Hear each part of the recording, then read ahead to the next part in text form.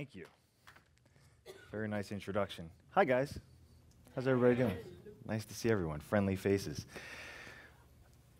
I'm here to tell you that I am a loser. A ridiculously tremendous loser. I'm not kidding. I was terminated from 3 jobs in 2 years. Now, if you're young and fresh-minded and right out of college, that might not seem like a big deal, but if you're married and you have a mortgage and you have children, that's devastation. That is who you are, that is your identity, and it is torn away from you.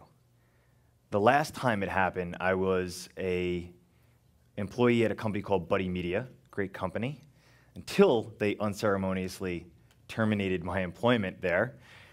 I was so stunned that I literally couldn't speak.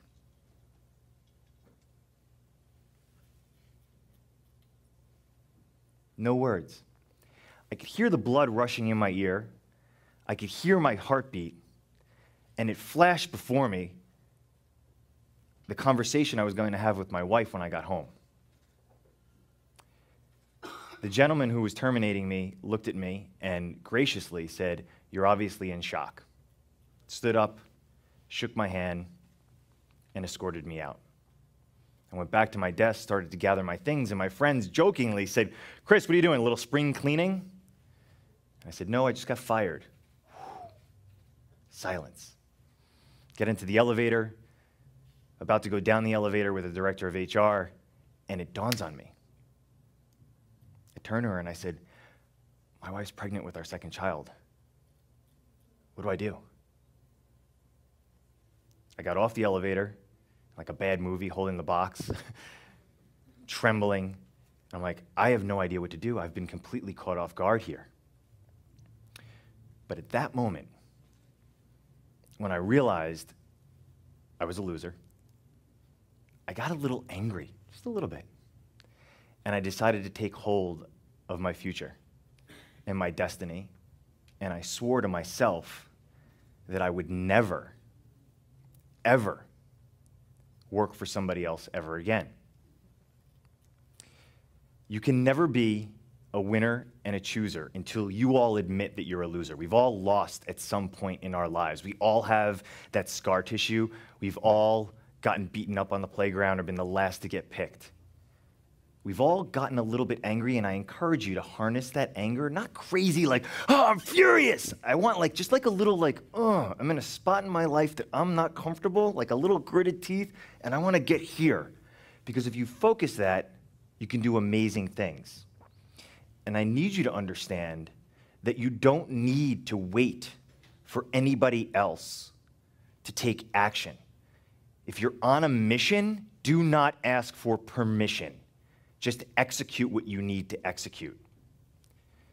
Clay Shirky gives a TED Talk, and he talks about the idea of social media, that it's all of the major media inventions over the past 500 years rolled into one. Printing press, telephone, television, movies, everything rolled into the internet is actually social media. And I latched onto that TED Talk because it articulated to me that I could be the curator of everything online. My destiny was in my hands. Flashback to 2007, I was a director of sales at an ad network. I call it the grumbling underbelly of the internet, the tooth-whitening, colon-cleansing, ringtone-getting portion of the internet. It was fun, it was exhilarating, I was making good money, but I was a director of sales, and I wanted to be a vice president of sales. I wanted to buy my wife a lovely home in Bucolic, Chappaqua. She was pregnant with our 1st child. And I went to a headhunter and I started trying to go on interviews, and he kept sending me to director of sales interviews. I'm like, "No, man, I want to be a VP of sales." And it dawned on me, the only people that knew how good I was were my clients and my boss. And that certainly wasn't going to get me a vice president's job. So in 2007, in the midst of an office that was being renovated, I had the worst seat in the house. I decided to take control and leverage these technologies, and I created a blog, creatively named ChristopherDessi.com. And I started blogging. And I started going on interviews and realized that when I went on the interviews, they were now getting their 5th, 6th, 7th impression of me. This was no longer a first impression scenario. I was like, I think I'm onto something here. And I got the job as a VP of ad sales. And then in 2008, as that VP of ad sales and understanding that I could harness that technology, I saw a gentleman by the name of Gary Vaynerchuk speak at the Web 2.0 conference, and I was blown away. So then I wanted to work in social media, and I started to interview at social media for social media companies, and they said, listen, Chris, you're VP of ad sales in an ad network. You don't have social media experience. Felt like a loser. Got a little angry. Didn't ask for permission. So I went to GoDaddy and I purchased FacebookShouldHireMe.com. They didn't hire me. Facebook, whatever, your loss. But I leveraged technology that gained national attention. I was featured in Fortune magazine for creative ways to look for a job by purchasing FacebookShouldHireMe.com. I should mention that it was a blatant ripoff of Jamie Varon's TwitterShouldHireMe.com, but I was still inspired by it. And I realized that I was able to take control of my destiny by leveraging these technologies and do some really interesting things. I then leveraged the FacebookShouldHireMe.com to get my dream job in social media at a company called Buddy Media. We know how that ended. Not so well. Buddy Media then asked me to leave, shows me the front door, and I say, okay, now it's time for me to take charge. At that point in my career, there were some personal things going on. My father was diagnosed with a disease called ALS, Lou Gehrig's disease. And after being terminated, I started working with a business partner. The business partner is a really smart guy, and we had a really good time, but we weren't doing some really incredible things that I thought that we could create together. So again, felt like a loser a little bit. I got a little bit angry, and I said, well, let me just take charge of certain things. So I went and I bought a URL called westchesterdigitalsummit.com, and I said to my business partner, why don't we do this? He's like, Chris, that's going to be a lot of work. And I was like, well, no kidding, it's going to be a lot of work. Let's execute this, it'll be fantastic. And he said, I'm not into it. So I peeled away, and I started Silverback Social. And I leveraged technology. I purchased the URL Silverback Social. I went on Elance, and I had them create a logo. I went to LegalZoom, and I had them create my LLC, and I spent, not happy to say it, I'm a little embarrassed to say it, 3 days working in my home office, and I didn't bathe, nor did I brush my teeth. And my wife said, you need to get out of the house. And it was all because I felt like a loser, I got a little bit angry, and I harnessed the technology to take control of my destiny. You heard in the introduction that the Westchester Digital Summit this year was named by Forbes magazine as one of the must-attend conferences for marketers in 2014. That was simply because of that process. I felt like a loser, I got a little bit angry, and I focused, and I didn't ask for permission, and I leveraged the technology to execute it. Silverback Social grew close to 3,000% last year, and the summit has been a tremendous success. But I mentioned earlier that there were some things happening in my personal life when my father was diagnosed with ALS that kind of knocked me on my backside a little bit in the midst of that trajectory.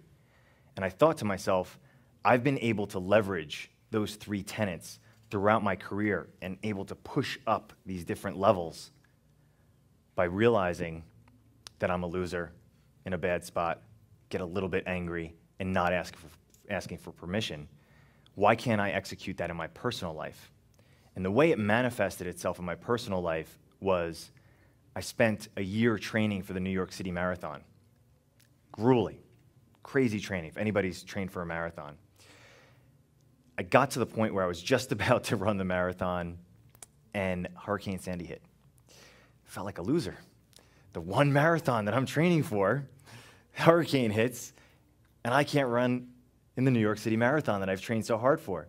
And the reason why it was important is because I was running the marathon for my father. I was raising money for ALS research. So I found out that the marathon was canceled, and I was actually staying at my parents' house with my children and my wife, my brother, and his kids, and his wife. It was kind of nice, like we were all kind of hanging out together. And I had 2 scotches. I was like, they're not doing the marathon, the heck with it. And I had a slip of Oreos. I kid you not, the full slip of Oreos. It's like, oh, I get to eat. Next morning, I wake up and I'm a little hungover. I'm in the shower. Nobody had power except for my parents. And again, feeling like a loser, a little bit angry. I said, why the fuck do I have to ask permission? I don't. So I said, I'm going to run the marathon anyway. So I told my father about the time that I was going to finish running the marathon, so I thought. My wife dropped me off at our townhouse in Chappaqua. I ran 10 miles, meandering through Chappaqua by myself. I had a Map My Run app on my arm, so I figured I'd do all right. I had planted water for myself at a track in a neighboring town, and I started running. Get to the track after the 10 miles, and I start going in circles. And there are soccer games going on. And I see a woman that I would see on the track when I was training. She says, I'm so sorry. She like zips by, sorry they canceled the marathon. I said, I'm doing it right now. She was like, what? So I'm running. And if you've ever run a marathon, you know it takes a few hours. She peels off and she starts telling the soccer teams that are playing what I'm doing.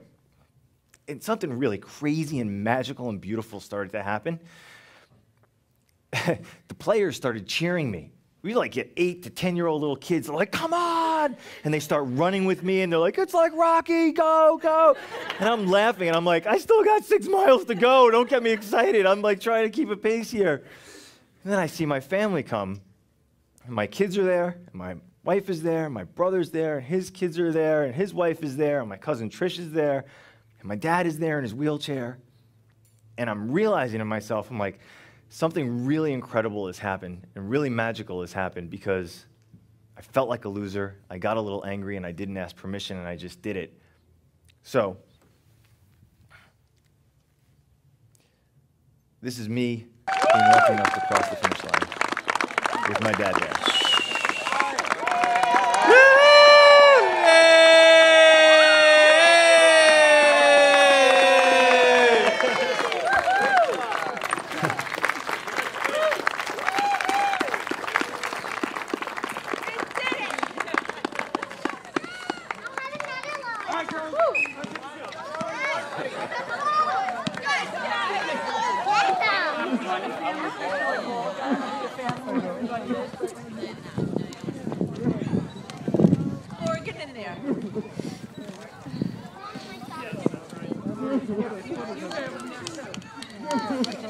So folks, if you ever feel like a loser, I want you to get like a little angry, get focused, and don't ask for permission. Thank you.